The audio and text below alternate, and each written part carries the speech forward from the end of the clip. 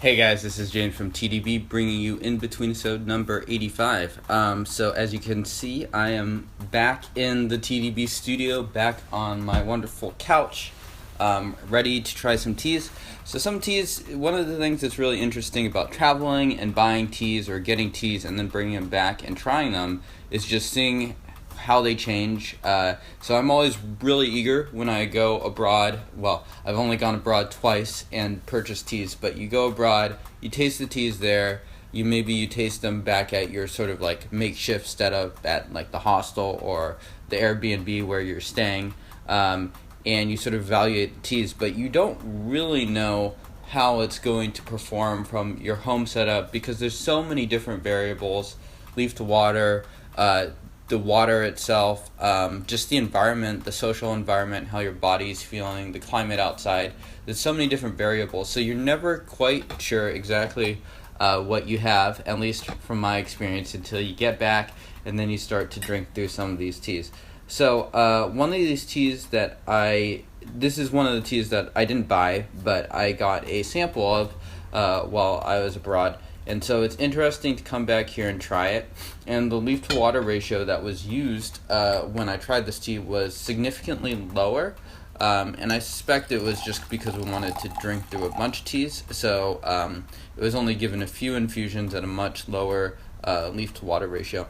And so this is the Yangqing Hao Longya Fengjian. So it sells between $350 to $400 if you were to acquire it from Emmet for the Yangqing Hao group orders, and it has not been covered a whole lot. So I thought it'd be interesting to just sort of bring this tea on, just to get some notes, do a little bit of a document of just how the tea is.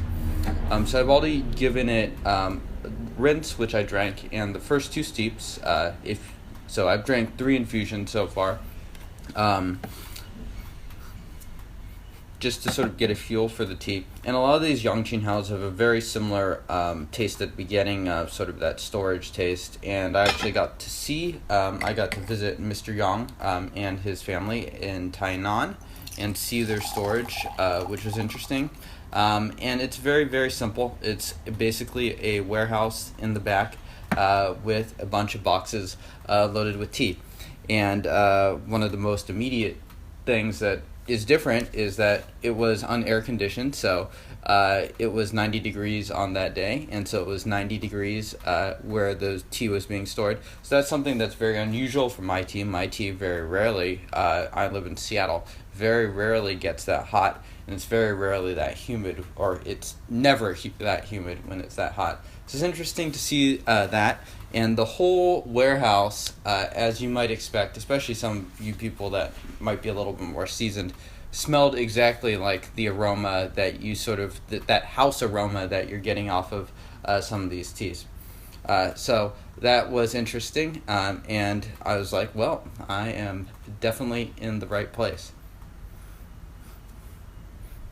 And this tea is interesting because I think a lot of us associate Mr. Yang with a lot of Iwu productions, and that was definitely sort of like the predominant theme of his like 2004 to 2006, 2007 productions.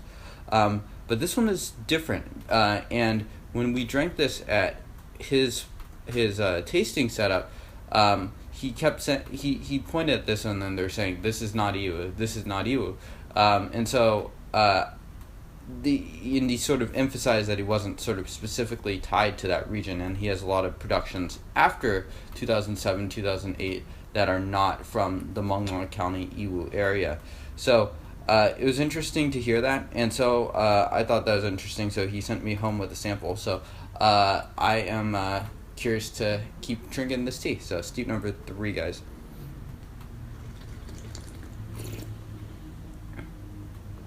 So it's still very soft, very smooth.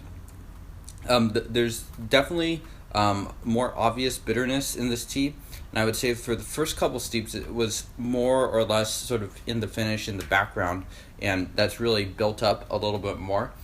So definitely some bitterness compared to some of his other 2006 productions, such as the Qishang, which are probably more softer and fruitier, I would say.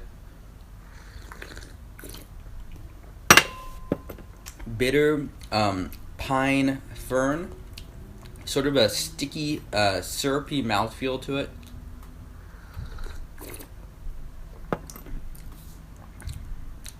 There's not a ton going down the throat. There's some, and there's some sort of returning sweetness that comes back into the throat. I did notice as I drank water between the steeps that, especially in my mouth, a lot of these bitter tastes eventually transform into sort of sweet tastes that sort of linger in the mouth. So when you drink water afterwards, the water would taste very sweet.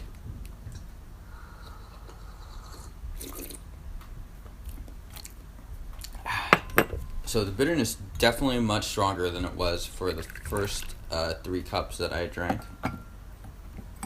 There we go, one more here. Because it is still quite strong, I'm going to keep the infusion still pretty short.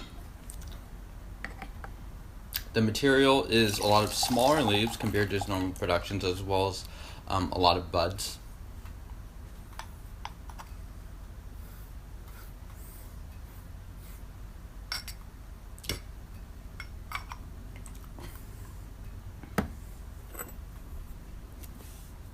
In terms of liqueur, it's bringing up sort of this orangish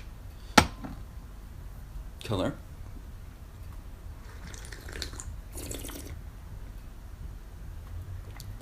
Thick. The bitterness is a little bit down. I'd say there's more nutty notes coming into the tea now. I do know also from my visit that Mr. Yang is a big fan of blending, so it would not surprise me if this material comes from a few different places around Yunnan.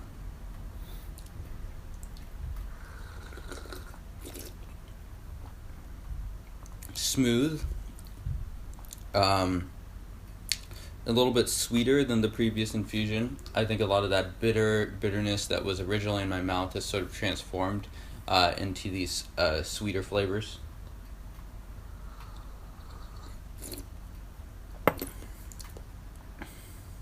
The qi is not as obvious as it would be for some of the other teas that I've had from Mr. Yang, but there's definitely some sort of like warmth that's sort of building up from the stomach. Some people have commented that these YQH teas, their storage can be a little bit humid, and it's never rubbed me the wrong way, although I do understand that. I don't think these teas are horrifically humid or anything like that, but seeing the conditions, it sort of puts into perspective the the storage that us Westerners are struggling with. Sweet flavors coming off of that, sweet pine, sweet fern, maybe a little bit of florals that weren't there in the prior infusions. Cheers, guys.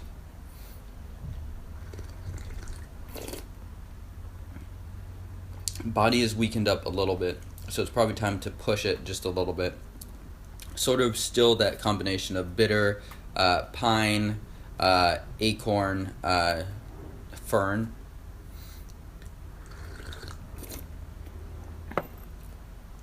There's a little bit that goes on sort of at the back of the mouth, but it's not nearly as much as you would expect from a lot of his other productions from the same sort of era. I am starting to sweat.